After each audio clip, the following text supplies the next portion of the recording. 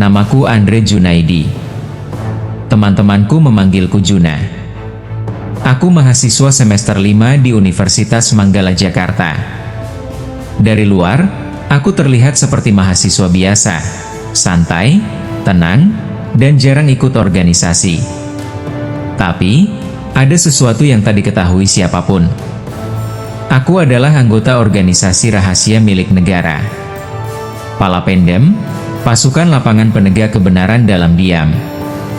Tugas kami, membantu memecahkan kasus-kasus yang tak bisa dijelaskan secara biasa. Hari itu, kampus sedang sibuk. Ada seminar nasional bertajuk Inovasi Digital Mahasiswa. Acara besar. Aula dipenuhi dosen, mahasiswa, bahkan media kampus. Panitia mondar-mandir, mengecek konsumsi, proyektor, dan name tag pembicara. Aku duduk di bawah pohon rindang, sambil membaca buku. Bukan karena tak peduli, tapi karena aku lebih suka mengamati dari jauh. Dari kejauhan, kulihat Maya, teman dekatku, berlari kecil sambil membawa kardus konsumsi. Dengan napas sedikit terengah, Maya berseru padaku dengan semangat. "Juna, seminar tinggal sejam lagi.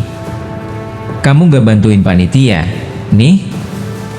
Aku menutup bukuku, tersenyum ringan, lalu menjawab santai. "Aku bantuin dengan doa. Dari sini juga bisa ngasih semangat, kan?" Maya terkekeh dan berkata dengan nada menggoda. "Dasar." Juna tetap aja misterius. Kami tertawa kecil bersama.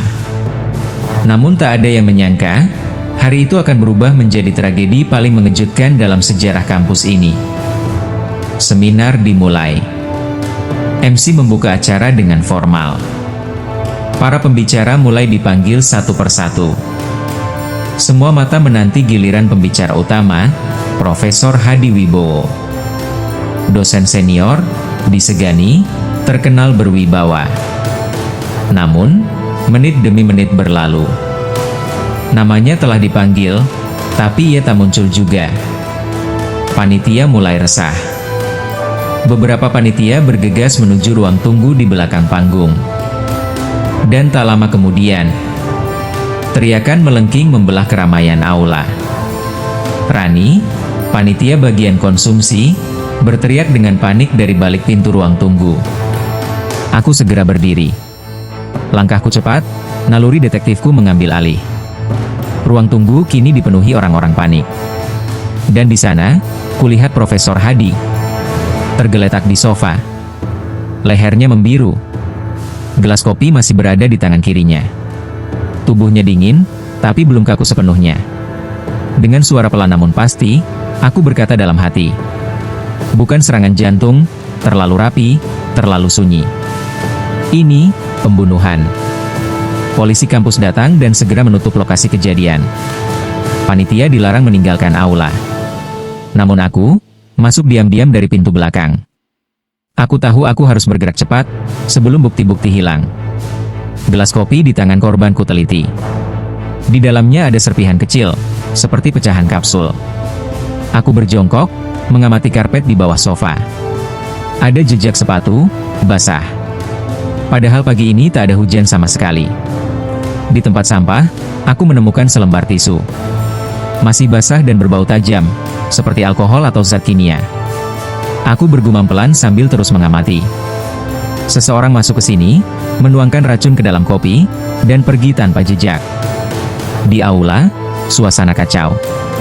Maya tampak gemetar, menahan tangis. Rani terus ditenangkan oleh sesama panitia. Sementara Pak Damar, petugas keamanan, menatap ke arah semua orang dengan sorot mata curiga. Tak lama kemudian, salah satu polisi kampus berbicara dengan nada tegas. "Kami akan memeriksa semua panitia. Dimulai dari yang terakhir terlihat bersama korban." Rumor mulai menyebar cepat. Bisikan-bisikan mencuat dari berbagai sudut aula. Seorang mahasiswa berbisik pada temannya dengan nada penuh gosip. Katanya Pak Damar pernah ribut sama Profesor Hadi minggu lalu. Yang lain menimpali. "Iya, soal mahasiswa yang demo," katanya. Mungkin dia dendam. Polisi kampus mulai mencurigai Pak Damar. Tapi menurutku, itu terlalu mudah. Terlalu mengalihkan perhatian. Malamnya, aku mengakses rekaman CCTV dari lorong belakang panggung. Dan saat kulihat, rahasia mulai terbuka. Terekam seseorang masuk ke ruang tunggu, sekitar 40 menit sebelum korban ditemukan. Seseorang yang tadi disebutkan sebelumnya, Rani. Aku membatin dengan tajam. Kenapa kau tak bilang soal ini, Rani? Sesuatu terasa janggal di balik wajah paniknya. Namun semua masih teka-teki.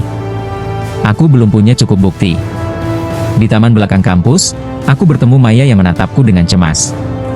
Dengan suara pelan, Maya bertanya padaku, "Juna, kamu tahu siapa pelakunya?" Aku menatap langit gelap di atas kampus, lalu menjawab dengan tenang, "Belum." Tapi aku mulai melihat arah bayangannya. Dan dengan suara dalam, penuh tekad, aku menutup pikiranku malam itu. Kebenaran hanya ada satu. Namun seringkali, ia bersembunyi di balik keramaian. Dan dalam seminar ini, seseorang datang bukan untuk berbagi ilmu, tapi untuk membunuh. Keesokan harinya, Universitas Manggala masih dikepung kabut duka. Seminar dibatalkan. Berita pembunuhan Profesor Hadi menyebar seperti badai, dari media kampus hingga media nasional. Aku duduk di perpustakaan, membuka catatan kecilku. Di dalamnya, kutulis semua yang kutemukan semalam. Gelas kopi, pecahan kapsul, jejak sepatu basah, tisu dengan bau kimia, dan rekaman CCTV. Satu nama menggangguku sejak kemarin, Rani. Ia terlihat panik, terlalu panik, seperti seseorang yang tahu lebih dari yang diakui. Langkah kaki ringan menghampiriku. Maya duduk di seberang meja, menatapku dengan ragu. Dengan suara lembut dan hati-hati, Maya berkata, "Juna, tadi aku ngobrol sebentar sama Rani. Dia kayak, bingung sendiri. Katanya dia sempat nganter kopi ke Profesor Hadi. Tapi terus berubah cerita." Aku mendongak, menatap Maya penuh perhatian. "Berubah cerita?" tanyaku singkat. Maya mengangguk cepat. "Iya. Awalnya dia bilang nganterin jam 9. Terus dia bilang jam 9:30. Terus katanya dia nggak ingat." Mukanya pucat banget. Aku tersenyum kecil. Orang yang berbohong, seringkali terpeleset di waktu. Hari itu aku memutuskan mengikuti Rani secara diam-diam. Dia bolak-balik ke ruang UKM, lalu masuk ke gudang penyimpanan dekat aula. Tangannya gemetar, seperti mencari sesuatu. Dari balik lemari, aku mengamati. Dan saat Rani membuka laci bawah lemari tua itu, sebuah kotak kecil jatuh. Isinya, sarung tangan lateks, dan satu botol kecil bening berlabel asing. Zat beracun. Aku tahu itu. Seketika Rani mematung. Lalu berbalik, dan menatap langsung ke arahku. Wajahnya pucat. Matanya bergetar. "Juna, kamu ngikutin aku?" tanyanya dengan suara bergetar. Aku keluar dari balik lemari. "Kenapa kamu simpan ini, Rani?" Rani terdiam. Lalu, air matanya mengalir. Dia terduduk lemas di lantai, dan bergumam lirih. Bukan aku yang bunuh, aku cuma disuruh." Aku mendekat perlahan. "Disuruh siapa?" Tapi sebelum dia menjawab, suara dari luar gudang membuatnya terkejut. Langkah tergesa, seseorang datang. Pak Damar muncul, berdiri di ambang pintu gudang dengan ekspresi tajam. Matanya menyipit, menatap langsung ke arah Rani, dan ke arahku. Dengan suara datar, Pak Damar berkata, "Juna, Rani, apa yang kalian lakukan di sini? Gudang ini bukan untuk umum." Aku menjawab tenang. "Kami cuma mencari jawaban." Pak Damar tak berkata apa-apa. Tapi langkahnya perlahan mundur. Dan aku tahu, dia menyembunyikan sesuatu. Satu hal pasti, Rani bukan pelaku utama. Dia hanya pion. Ada sosok lain, lebih besar, lebih licik. Malamnya, aku kembali menonton CCTV. Kali ini, dari pintu belakang gudang. Dan kulihat, pada pukul 8.46 pagi, seseorang masuk dengan jaket tebal dan topi. Tak bisa kulihat wajahnya, tapi ada satu ciri khas. Limpungan kaki kanannya sedikit pincang. Dan satu-satunya orang yang kutahu berjalan pincang karena kecelakaan sebulan lalu adalah Pak Damar. Aku mengepalkan tangan. Teka-teki ini mulai terang. Namun aku tak bisa menuduh tanpa bukti kuat. Aku harus memancing pelaku keluar. Besok akan kuatur rencananya. Dan kebenaran akan terungkap satu persatu. Karena dalam sunyi, jejak itu selalu meninggalkan bekas. Pagi itu, aku menyusun rencana. Aku tahu, kebenaran tak bisa dipaksakan keluar. Tapi bisa dipancing dengan jebakan yang tepat. Aku dan Maya berdiskusi diam-diam di kantin belakang, tempat yang jarang dipakai mahasiswa. Dengan suara pelan, Maya bertanya, "Jadi kamu yakin Rani cuma korban manipulasi?" Aku mengangguk. Dia panik, tapi tidak bersalah. Yang aku cari adalah orang yang menyuruhnya menyembunyikan bukti. Maya menatapku khawatir. Tapi kalau pelakunya benar-benar orang dalam, kita bisa dalam bahaya, Jun. Aku tersenyum kecil. Justru itu. Kita harus bikin mereka merasa terancam. Supaya mereka melakukan kesalahan. Hari itu, kubuat pengumuman kecil melalui grup panitia seminar. Kudandani seperti kabar ringan biasa. Akan ada pengecekan ulang CCTV aula oleh tim keamanan dan mahasiswa magang. Semua panitia diminta hadir jam 10 pagi besok. Rencana palsu. Tapi cukup untuk membuat pelaku panik. Jika dia merasa bukti bisa ditemukan, dia akan berusaha menghapusnya, atau mengalihkan perhatian. Dan benar saja, malam itu, seseorang menyusup ke ruang CCTV. Terekam kamera tersembunyi yang kupasang sore sebelumnya. Siluet seseorang dengan hoodie gelap, membuka komputer keamanan, dan mencoba menghapus rekaman. Tapi yang dia buka, hanyalah salinan palsu. Aku mengamati dari kejauhan. Lalu kulihat, kaki itu pincang. Pak Damar. Tapi masih ada satu pertanyaan besar. Mengapa? Mengapa seorang dosen sekali berpak Damar, membunuh Profesor Hadi? Jawabannya datang lebih cepat dari dugaanku. Keesokan paginya, aku bertemu dengan Bu Yuni, staf tu senior yang sudah bekerja sejak kampus ini berdiri. Dengan suara pelan dan hati-hati, Bu Yuni berkata, "Sebenarnya Profesor Hadi itu mau buka kasus lama, soal korupsi dana hibah riset. Dia bilang ada yang menggelapkan ratusan juta." Aku membeku sejenak. "Siapa yang dia curigai?" tanyaku tegas. Bu Yuni menunduk, menggenggam erat mapnya. Waktu itu dia cuma bilang, "Orang yang paling dipercaya kampus."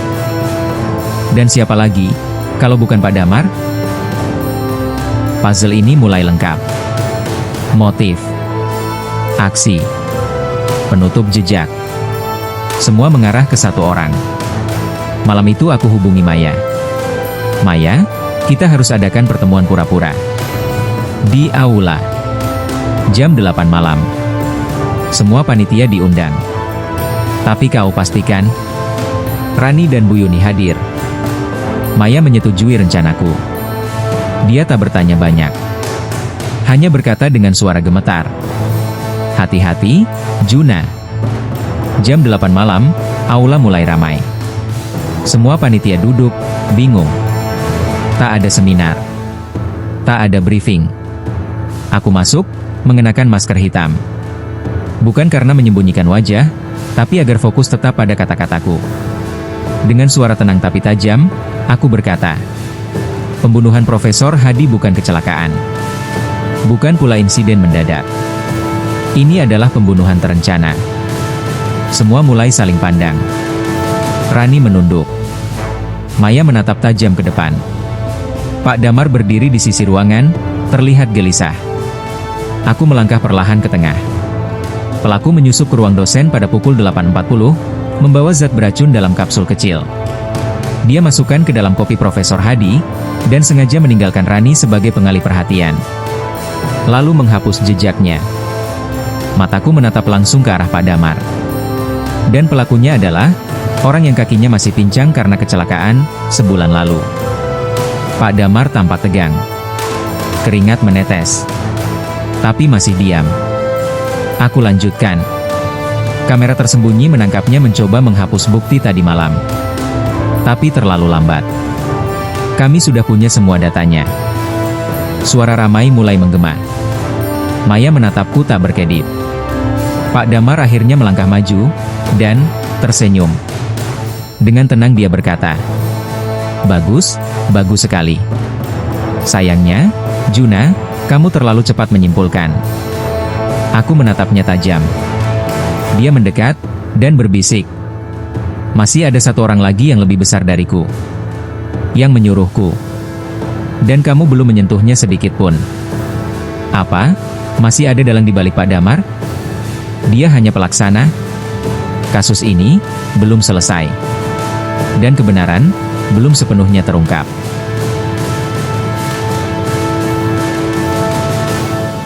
Kata-kata Pak Damar malam itu tak hilang dari kepalaku. Masih ada satu orang lagi yang lebih besar dariku. Kalimat itu seperti racun yang perlahan mengalir ke dalam logika. Jika Pak Damar bukan otak utama, lalu, siapa? Aku mengulang semua kejadian. Dari awal. Siapa yang tahu seminar akan diadakan? Siapa yang punya akses ke ruang dosen? Siapa yang tenang saat semua panik? Dan siapa yang tak pernah terlihat gelisah sama sekali? Aku tadi lihat seseorang masuk ke ruang rektorat. Aku menoleh ke Maya, penasaran. Siapa? Pak Anwar. Ketua yayasan. Tapi aneh, dia masuk dari pintu belakang. Kayak sembunyi-sembunyi. Pak Anwar, pria tenang, kalem, jarang bicara. Tapi punya kendali atas semua anggaran kampus. Nama itu pernah disebut Profesor Hadi, sebulan sebelum kematiannya. Kalau sampai data ini bocor, Pak Anwar bisa terseret. Tapi aku sudah tak peduli lagi. Itu dia. Dalangnya. Pak Anwar. Kalau benar dia pelakunya, kita harus hati-hati banget, Jun. Dia punya koneksi. Bisa nutupin semuanya. Aku mengangguk pelan. Karena itu kita nggak bisa asal tuduh. Kita harus punya bukti kuat, dan saksi. Malam itu aku menelusuri laptop lama Profesor Hadi. Disimpan oleh penjaga gudang karena dianggap tak terpakai. Kupaksa buka dengan kode lama. Ternyata masih aktif. Dan di dalamnya, ada file terenkripsi. Kubuka satu folder. Laporan korupsi hibah Yayasan 2020 hingga 2023. Nama Pak Anwar tercantum jelas. Jumlah dana menghilang, lebih dari 1 miliar rupiah. Tanda tangan. Bukti transfer. Semuanya, lengkap. Ini gila banget.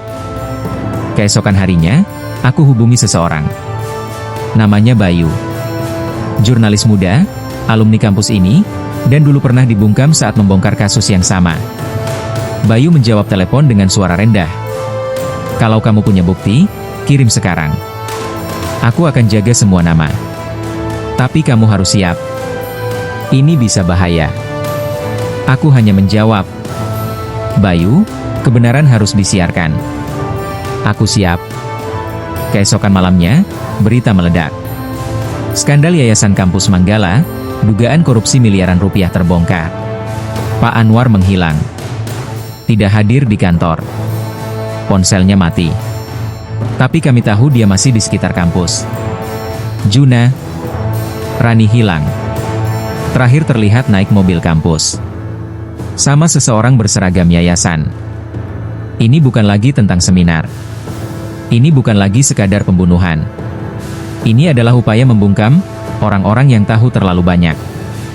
Dan sekarang, Rani dalam bahaya. Aku harus temukan dia, sebelum semuanya terlambat.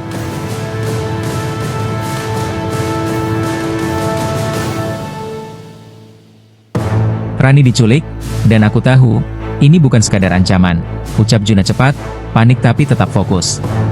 Ini peringatan dari Pak Anwar, berhenti, atau orang lain akan jadi korban, lanjutnya. Tapi aku sudah terlalu jauh untuk mundur. Jun, aku udah cari ke seluruh asrama dan kantin, gak ada. Kita harus lapor polisi, kata Maya cemas. Juna menggeleng cepat. Kalau kita lapor sekarang, mereka bisa pindahin Rani. Kita harus tahu dulu di mana dia disekap, jawabnya menahan emosi. Aku ingat satu hal, mobil yayasan kampus memiliki GPS cadangan. Tapi hanya bisa diakses oleh admin IT, ucap Juna. Ayo ke ruang IT, tambahnya. Juna dan Maya langsung menuju ruang IT, mencari Mas Geri, alumni yang kini jadi operator sistem. Saat mereka masuk, Geri menatap heran. Jun, ada apa nih? Tanyanya. Mas, tolong, hidupkan sistem pelacak mobil yayasan. Kita cari mobil pelat 1320YK, pinta Juna tegas. Geri sempat ragu. Kamu tahu nggak ini ilegal? Balasnya. Nyawa mahasiswa terancam, Mas, jawab Juna, menatapnya serius. Dalam 5 menit, mereka melihat titik terakhir mobil itu. Sebuah rumah tua di pinggir kota. Bekas villa yayasan. Sudah tak dipakai bertahun-tahun, ucap Juna perlahan.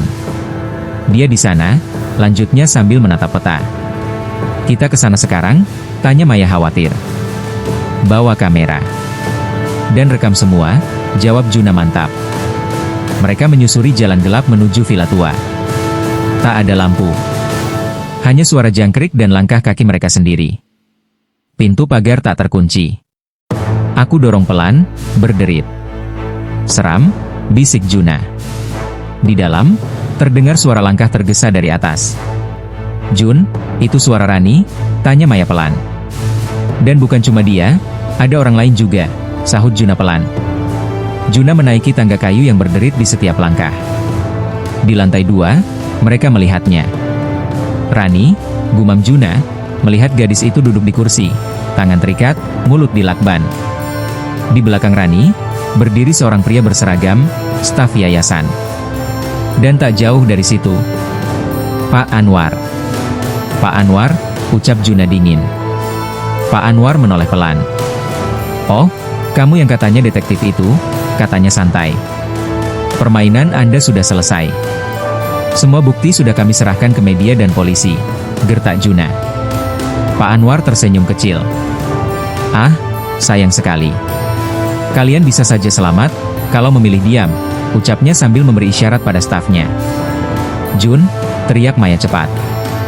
Juna langsung melompat, menendang tangan pria itu sebelum sempat mengeluarkan pisau. Maya berlari ke arah Rani dan membuka ikatannya. Juna dan staf yayasan bergulat. Tinju. Tendang. Hingga akhirnya, Juna mendorongnya ke dinding. Roboh. Pak Anwar mencoba kabur, tapi Maya menghadangnya sambil mengarahkan kamera HP. Kami sudah live sejak 5 menit lalu, Pak.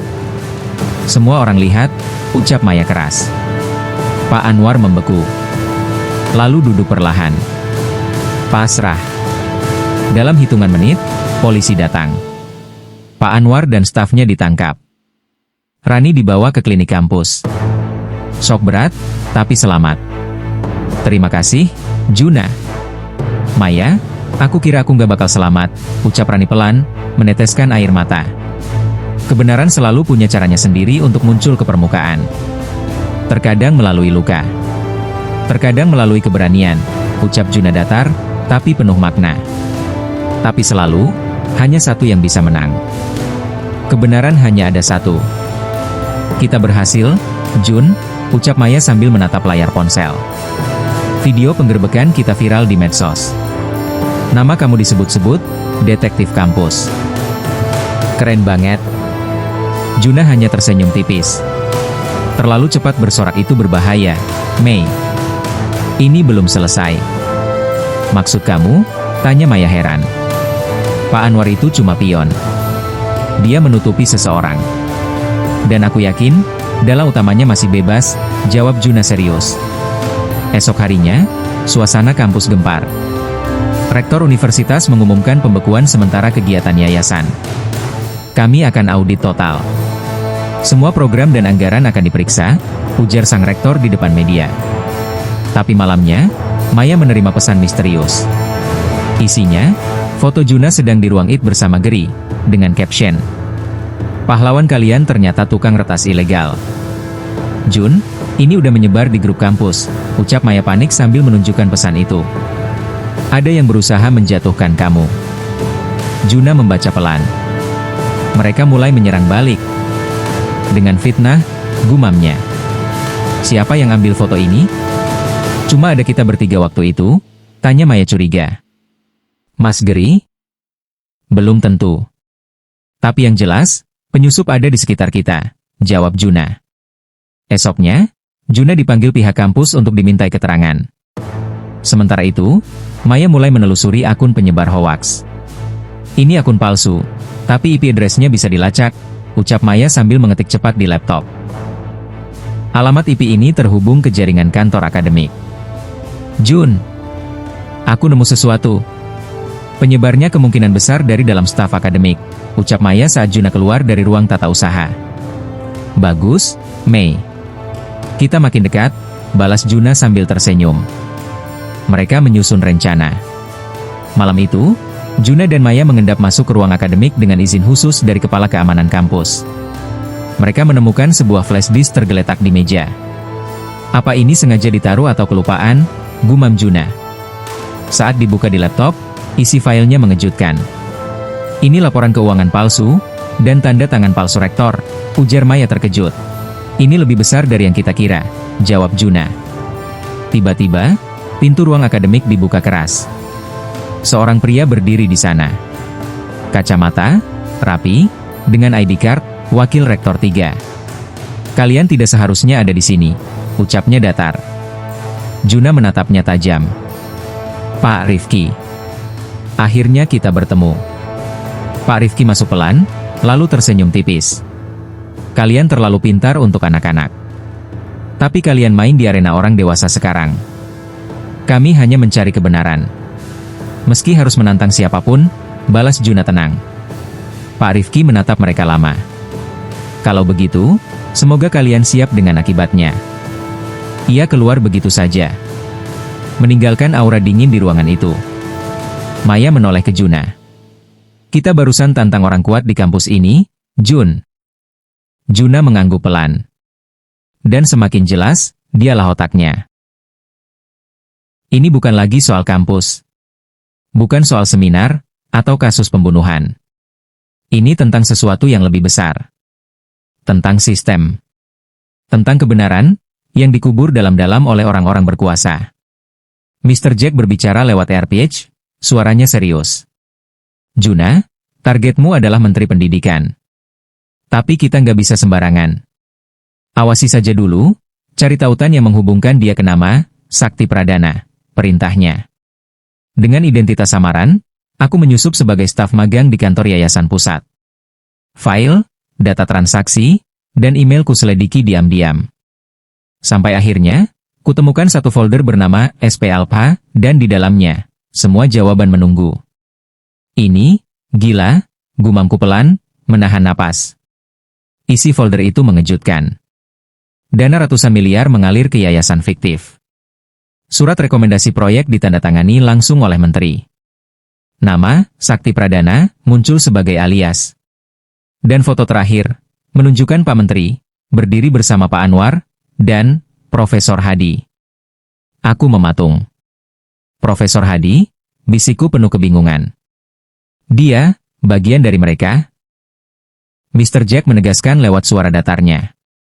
Iya. Dia dulu bagian dari mereka. Tapi saat dia ingin keluar dan membongkar semuanya, dia dianggap pengkhianat. Maya meneleponku dengan suara terkejut. Jadi, Profesor Hadi bukan korban? Tapi juga pelaku? Tanyanya dengan suara gemetar. Aku terdiam beberapa saat, lalu menjawab pelan. Dia pelaku yang bertobat, tapi dibungkam sebelum bisa bicara. Pikiranku melayang ke Damar. Pemuda polos itu, ternyata juga cuma pion. Dipaksa. Diancam. Suara Damar dalam rekaman interogasi kembali terdengar di kepalaku. Saya nggak tahu siapa dia.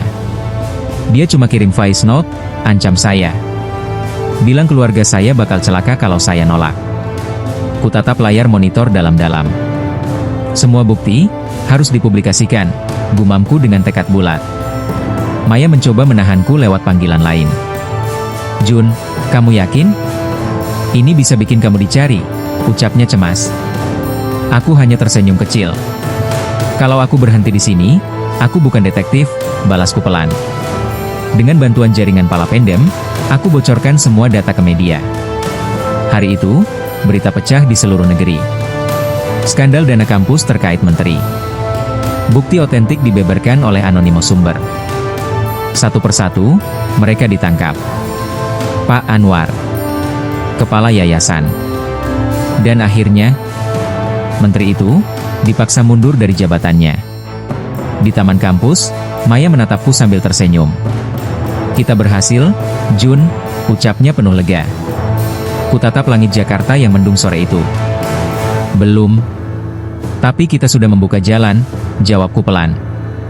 Kadang, kebenaran harus dibayar dengan rasa takut. Dengan pengorbanan. Tapi selama masih ada yang berani menyalakan cahaya, maka bayangan takkan pernah menang. Karena, kebenaran hanya ada satu.